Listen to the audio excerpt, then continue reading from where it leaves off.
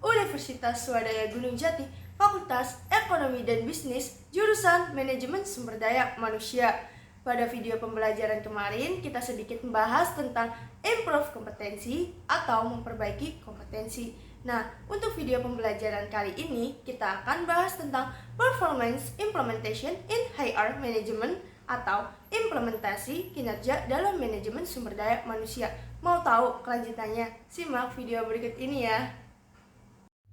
Performance Implementation in HR Management atau implementasi kinerja dalam manajemen sumber daya manusia.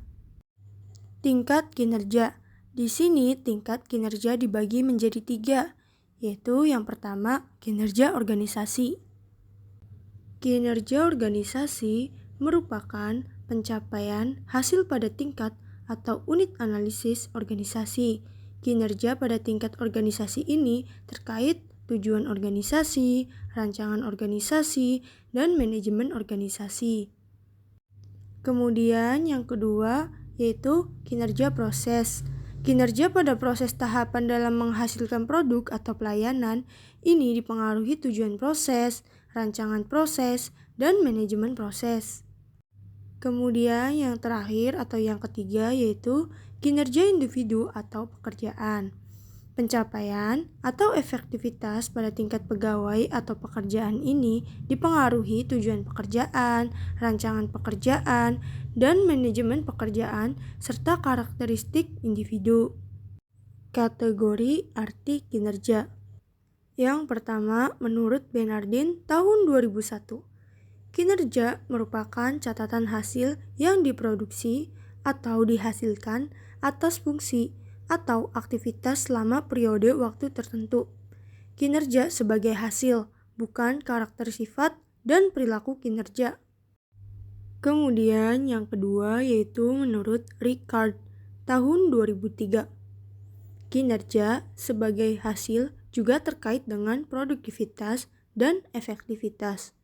Produktivitas merupakan hubungan antara jumlah barang dan jasa yang dihasilkan dengan jumlah tenaga kerja, modal, dan sumber daya yang digunakan dalam produksi itu. Definisi kinerja. Di sini terdapat 7 ahli yang mendefinisikan mengenai kinerja. Yang pertama yaitu menurut Stoner tahun 1978. Kinerja adalah fungsi dari motivasi, kecakapan, dan persepsi peranan. Yang kedua menurut Murphy dan Cleveland tahun 1995. Kinerja adalah kualitas perilaku yang berorientasi pada tugas dan pekerjaan. Yang ketiga menurut Interplan tahun 1999. Kinerja adalah terkait dengan operasi, aktivitas program, dan misi organisasi. Yang keempat menurut Ru dan Biar tahun 1981. Kinerja adalah sebuah pencapaian hasil. Yang kelima menurut Bernardin dan Russell tahun 1993. Kinerja adalah pencatatan hasil-hasil yang diperoleh dari fungsi-fungsi pekerjaan atau kegiatan tertentu selama kurun waktu tertentu. Yang keenam menurut Handoko, kinerja adalah proses di mana organisasi mengevaluasi atau menilai prestasi kerja karyawan. Dan yang terakhir menurut Gibson tahun 1990. Kinerja adalah seseorang ditentukan oleh kemampuan dan motivasinya untuk melaksanakan pekerjaan. Indikator kinerja organisasi.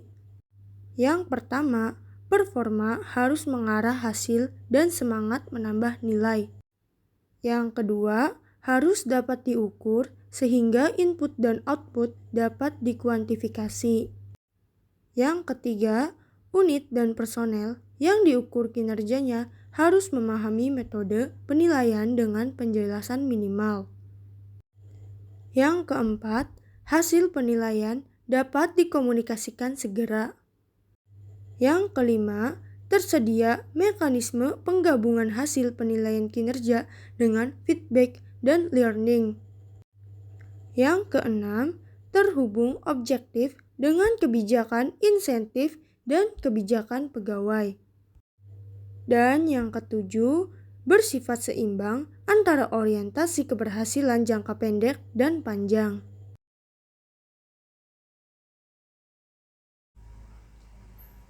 Itulah sedikit penjelasan mengenai Performance Implementation in HR Management atau implementasi kinerja dalam manajemen sumber daya manusia yang merupakan materi pembelajaran terakhir kita.